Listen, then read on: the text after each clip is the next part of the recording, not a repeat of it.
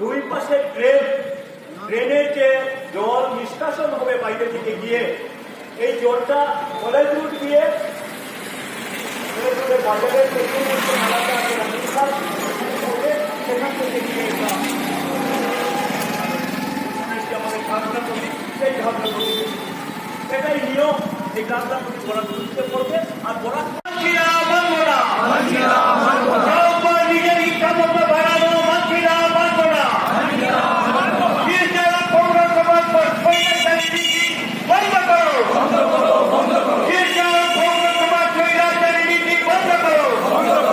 নিজের ইচ্ছা মতো বাড়ানো মানছিলাম মানব না।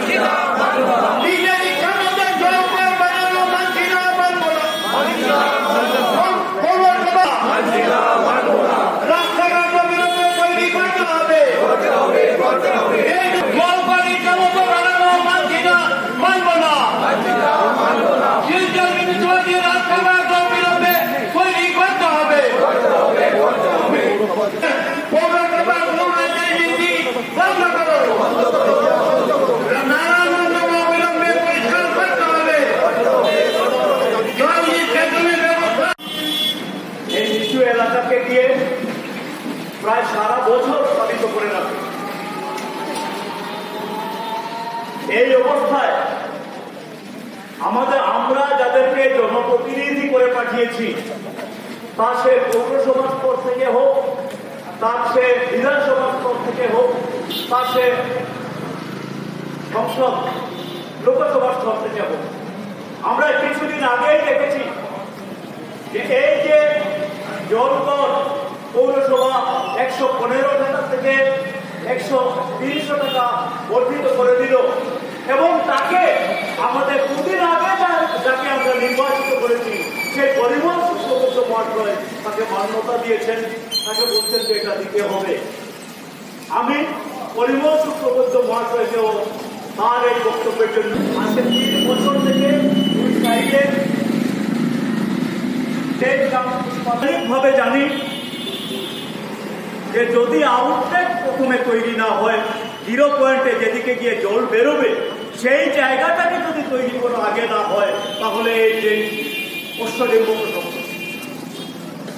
আগে উচিত ছিল ডিপার্টমেন্টের আমাদের জনপ্রতিনিধিদের উচিত ছিল আগে এই ট্রেনের 0 পয়েন্ট দিকে তার মুখ খুলে দেওয়া, না হলে এই মাঝখানে এই ট্রেন কাম ফুটপাত করে কোনো লাভ হবে না, শুধু আই ওয়াশ দেওয়া হচ্ছে। আমাদের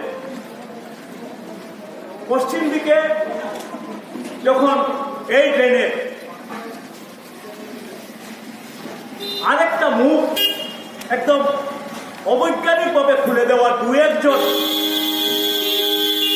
লোক প্রচেষ্টা চালাচ্ছিল, তখন আমরা বাধা দিয়েছি যে এত বড় এলাকা এই 125 টাকার জন্য আজকে 300 টাকা হয়েছে।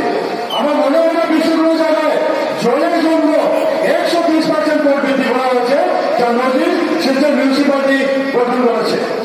বন্ধুগণ, আজকে এই ব্যবসা প্রতিষ্ঠান আমি পরিষেবা প্রতিষ্ঠান বলবো না।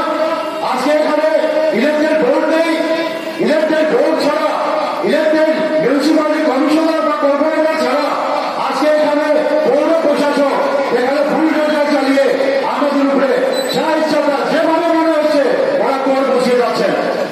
শিলচরবাসী মুসলিমের কিছু লোক, কিছু সংগঠন আমরা মাঠে নামে প্রতিবাদ করছি, আমরা বারবার আহ্বান করছি, আমরা গরিবদের মধ্যে লিফলেট বিলি করছি, ঘরে ঘরে গিয়ে কাগজের মধ্যে করছি, আমরা সেভাবে সাড়া পাচ্ছি না যেভাবে আজকে আমরা ঐক্যবদ্ধভাবে আন্দোলন করার প্রয়োজন ছিল।